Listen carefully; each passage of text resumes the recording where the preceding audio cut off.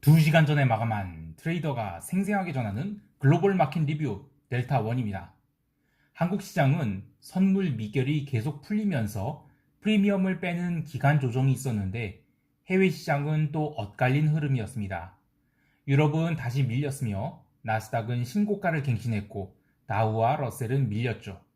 월말, 반기말이 되어갈수록 이익 극대화를 위한 흐름들이 나타나고 있는데 오늘 결국 최고점 부근에서 나스닥 선물을 모두 손절매하였습니다. 손절매를 한 배경과 향후 대응책, 그리고 한국 시장에 대한 방향성까지 하나하나 짚어보겠습니다. 먼저 아시아 세션 갑니다. 코스피는 장 초반 외국인이 현선물 동반 매도로 시장이 출발했습니다. 그런데 무엇보다도 특이하게 다가온 것은 첫 15분 동안 어떻게 된 게 미결제 약정이 늘어나지 않는 거였습니다. 이것은 지난주 금요일 오전에 외국인이 선물을 강하게 당기면서 외곽역 코로션들에 대한 미결을 충분히 쌓아놓고 도망 나왔다는 추측을 강화시켜 주었는데 그래도 현물이 방향성은 의미가 있겠지 싶어서 계속 지켜봤습니다만 초반에 현물 매도가 잠깐 있었을 뿐 외국인이 삼성전자를 사들어가자 시장이 또 빠지질 않았어요. 하지만 선물 매도가 계속 나오면서 베이시스는 현격히 나빠졌습니다. 그리고 오늘 오전 10시 30분에 홍콩이 폭우로 아시아 세션이 외국인 트레이더들이 출근을 하지 않으면서 확실히 한국 선물 시장의 플레이어들이 부족한 것을 느꼈는데요. 덕분에 올해 들어 가장 낮은 12만 계약도 안 되는 일일 선물 거래량을 기록했습니다. 이게 아무리 적어도 17만 계약 정도는 되는데 2020년에도 한 12만 계약 정도가 한 두어 번 있었나? 할 정도로 굉장히 적은 거래량이었습니다. 시장 호가가 부족한 가운데 외국인들은 계속 선물 매수분을 청산하였고 이어서 10시 54분에는 롱스탑까지 나오면서 지수를 밀게 됩니다. 장 후반에야 선물이 반등하긴 했지만 그것은 외국인이 삼성전자 매수 때문이고 선물은 장 마감까지 외국인이 2,800억가량 매도하면서 선물 미결도 무려 2,100계약가량 감소시키면서 하루를 마무리하였습니다. 옵션 시장에서 기관들은 오늘부터 양 옵션 매도를 조금씩 다시 쌓기 시작하는 모습이었는데요. 콜 매도 중심이 외가격 양 매도를 쌓았으며 외국인은 계속 하방 포지션을 강화하였고 개인은 지난주 금요일과 오늘까지 이틀 연속 콜 매수와 푼 매도의 델타 롱 포지션을 넘겼습니다. 이제 잔존일이 11일 남아있는데 등가격 양 합이 8포인트가 채 되지 않는 상황에서 이제 3,300 위로 크게 가기도 부담스럽고 3,300 이하로도 가기 힘든 상황이지만 반대로 언제든지 새로운 선물 미결제 약정 증가를 동반한 일중 매매가 들어온다면 위로든 아래로든 시세가 나올 수 있어 보입니다. 오늘 장중에 콜 445가 많이 눌려서 드디어 손익분기점을 넘긴 이익이 나왔고 그래서 콜 매도를 절반 줄여서 438.30에서 풋 420 매도를 좀 채워놨는데 이 포지션은 445에서 422 박스 내에서 풋 435 네이키드 매수를 끼워놓은 것인데 이 자리에서 점진적인 하락이 나와도 손실은 아니고 상승이 나오면 손실, 급락이 나오면 중박이 나온 포지션입니다. 그런데 지금 해외 시장이 애매하게 마무리돼서 여기서 포지션을 뜯기가 좀 아깝긴 하지만 아무래도 이번 물 하락 배팅은 7월 들어서야 할 수 있을 것 같은 분위기인지라 저는 이따가 장이 열리면 콜 445 매도분을 모두 청산하고 그리고 430 풋매도를 동수량으로 해서 420 네이키드 풋매도 그리고 430 풋매도와 435 풋매수의 약세 풋 스프레드의 아래쪽으로 이 420 풋매도를 했기 때문에 페이오프를 이렇게 띄워놓은 포지션으로 전환하려고 합니다. 이는 6월 중으로는 급락이 나오기 어렵다는 것을 인정한 포지션이고요. 급등에 대한 리스크를 제거함과 동시에 시장이 상승한다 하더라도 430 풋매도를 달아두어서 이 435 풋매수에 소요된 자금을 충당하고 420 풋매도로 시장이 급락만 하지 않으면 아무리 올라도 더 이상 손실이 발생하지 않도록 이 페이오프를 띄우는 그런 전략이 되겠습니다. 여기까지 하고 시장 총평 시간에 한국 시장 대응 전략 좀 더 자세히 이야기하도록 하겠습니다. 이제 유럽 세션 갑니다.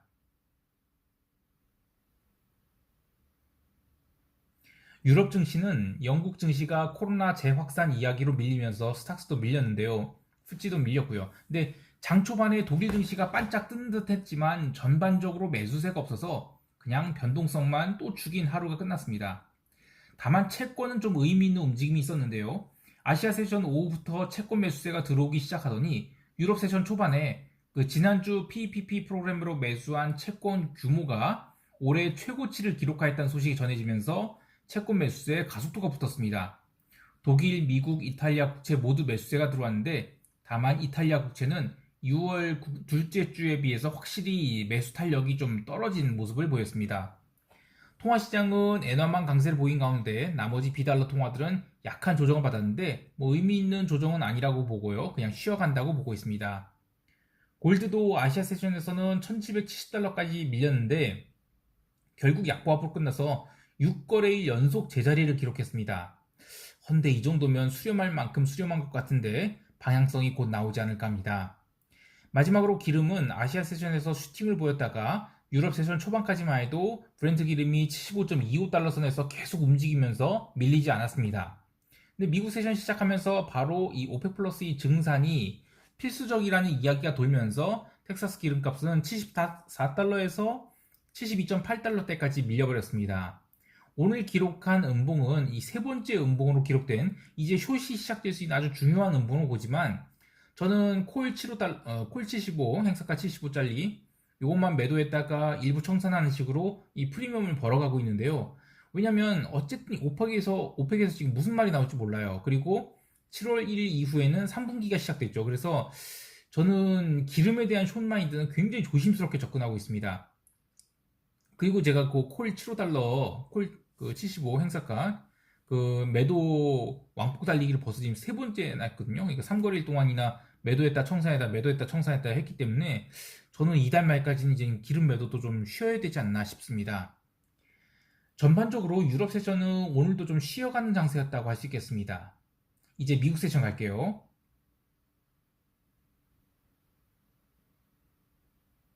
미국은 장 시작 전 프리마켓에서 테슬라 등 주요 기술주에 대한 매수 효과가 강하게 유입되면서 지수 선물이 상승을 이끌었고요. 결국 나스닥은 플러스 0.5% 갭 상승 출발한 뒤 바로 상승폭을 또 키워나갔습니다. 헌데 S&P와 다우, 러셀은 정반대로 줄줄 밀렸는데요. 처음에 다우 지수는 금융주가 밀렸지만 기름값이 부러지기 시작하면서 기름 주식도 밀렸고요. 아니 전반적으로 이 올드 이코노미 딱지 붙은 것들은 죄다 밀리기 시작했어요. 그래도 나스닥이 초반에 14,480포인트까지 달리는 가운데 변동성이 더 빠지지 않고 조심스럽게 상승했거든요. 그래서 저는 그래 나스닥이 초반 오버슈팅이 과했다라고 보고 횡보 구간에서 나스닥을 매도하기 시작했는데 빠질 듯한 자리에서 빠지지 않고 계속 버티자 숏포드들이 손을 들기 시작했어요. 결정적으로 새벽 3시 50분에 그 페이스북이 FTC를 상대로 한 이 반독점 소송에 이게 기각이 되었다는 소식이 전해지면서 급등이 나왔거든요. 그래서 나스닥도 강한 커버링이 나오면서 결국 종가를 14,500포인트 위로 넘겨버렸습니다. 오늘 본장 초반이 상승 이후 14,470포인트에서 거의 한 3시간 정도 횡보를 했는데 이 구간에서 저는 매도를 쌓는 동안 이 다우가 계속 빠지고 또 러셀도 계속 빠지고 유럽도 전혀 반등을 못하고 있어서 그래 오전장만큼은 나스닥이 강세를 유지한다 하더라도 오후장에서는 키 맞추기를 하면서 밀리겠지라고 했는데 시장은 계속 거래량을 감소시키면서 밀리지 않았어요. 결국 페이스북 소식이 전해지면서 1차로 장중에 쌓은 나스닥 숏포지션을 손절을 싹 했고요. 그리고 그 이후로도 시장이 전혀 밀리지 않아서 오후 4시 30분 넘어서 그동안 평균 단가 14,220포인트에서 끌고 오던 나스닥 숏포지션을 모조리 손절했습니다. 사실상 최고가에서 숏을 손절을 했는데 오늘이 상승에 손절을 한 이유는 이렇게 되면 이달 말까지 이익을 극대화하기 위한 추가 상승이 기대되기 때문입니다. 현재 시장 모습이 철저하게 섹터 집중형 장세이기 때문에 이 국면이 뭉개져서 모두 고르게 빠지는 그러니까 이른바 시장 리스크에 취약해지는 상황이 아니라면 7월 첫째 주까지는 나스닥은 시세가 발산하는 형태로 마감을 했고요. 따라서 발산이 멈추는 것을 확인하기 전까지는 숏을 치워두는 게 맞다고 판단돼서 모두 정리했습니다. 개별 종목 보면 아까 이야기한 페이스북이 이 반독점 소송 문제가 해결되면서 급등을 했고요. 이 블룸버그 헤드라인으로 이 페이스북 closes above trillion market cap for the first time 이렇게 찍혔는데 이거 보면서 이거 생각나는 게 이 마이크로소프트 지난주에도 마켓캡이 뭐 2 트릴리언 찍었다고 해서 페이스북도 이렇게 날리고 이거 보면 시장 안 빠지겠구나 싶어요. 엔비디아도 5.25% 상승하면서 신고가를 갱신했고요. 하여간 기술주 딱지 붙은 것들은 대부분 다 날아갔습니다. 그 외에 코인베이스가 10% 상승을 했는데 그 ARK의 캐서린 여사님이 뭐 SEC에서 뭐 비트코인 ETF 출시 신청을 했다는 이야기도 있었고 또 독일 관련해서도 이슈가 있어서 이 가상자산에 대한 기대가 커지면 상승을 했는데 글쎄 그냥 그동안 너무 많이 눌렸다는 것 때문에 반발 매수가 나온 것 같아요. 자, 여기까지 하고 시장 총평하면서 대응 전략 이야기해 볼게요.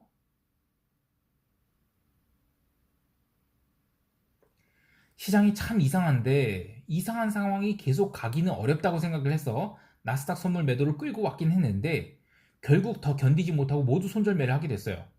이 최고점에서라도 손절매를 한 이유는 자산 대비 손실 금액은 크다고 할 수 없지만 이 금액을 떠나서 포지션에 대한 논지가 망가져 버렸기 때문인데요. 오늘의 상승으로 나스닥은 시세의 발산이 지속된다는 형태로 마감됐기 때문입니다. 즉 난데없는 급락이 나올 망정 기본은 장중 조정에 불과하고 이번 주 역시 상승으로 끝날 가능성이 훨씬 높아진 상황입니다. 참 의외인 것은 나스닥만 그렇게 강한 것인데 지금 시장이 특정 섹터에 집중적으로 돈이 몰려서 일어난 현상이라고 보고요. 특히 초대형 기술 중심으로 돈이 몰린다는 것은 이 주식은 들고 가야 되겠는데 그렇다고 뭐 잡주를 사긴 싫고 또 경기 민감주를 사기도 싫은 겁니다. 그러니까 대형 기술주의 매수가 몰리는 건데 이게 2021년판 니프티 50 장세가 아닌가 싶기도 하고요. 여러 가지로 많이 고민이 됩니다. 어쨌든 시장은 늘 옳고요. 트레이더는 논지가 틀렸다고 하면 꺾을 줄 알아야 되니까 손실이 얼마가 됐든 간에 꺾긴 했습니다만 이렇게 되면 7월 1일에 방향성을 새로 보여줄 때까지는 손을 좀 놓고 있어야 되겠습니다. 한국 시장 같은 경우에 해외 시장의 상승 내용이 반도체 섹터를 포함한 주요 기술주들에 집중되어 있기 때문에 갭 상승이 예상되지만 야간 선물 상승률이 0.1%도 안 되는 등 440 양 옵션을 프리미엄을 빼는 장세가 예상되는데요. 잔존기간 감안하면 여기서 프리미엄을 더 빼기가 쉽지가 않아요. 그래서 초반에 지나치게 프리미엄 뺄 경우 시장은 다시 레벨업을 할 수 있으면 생각해야 됩니다. 어제도 장 시작하고 나서 30분 만에 프리미엄을 너무 빼버리니까 도리어 그 뒤로는 프리미엄이 좀 살았죠. 예. 그래서 이제 콜 445 매도 포지션은 저는 장 초반에 최대한 빨리 정리하기를 하고요. 동수량으로 푸스 430을 매도해서 푸스 435 매수분이 손실을 커버할 생각입니다.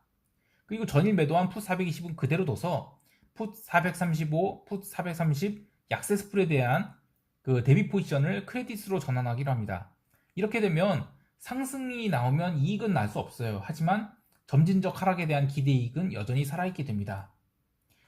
시장이 참 어렵게 돌아가고 있지만 인정할 것은 인정하고 다음 기회를 노려야 이 시장에서 생존할 수 있죠.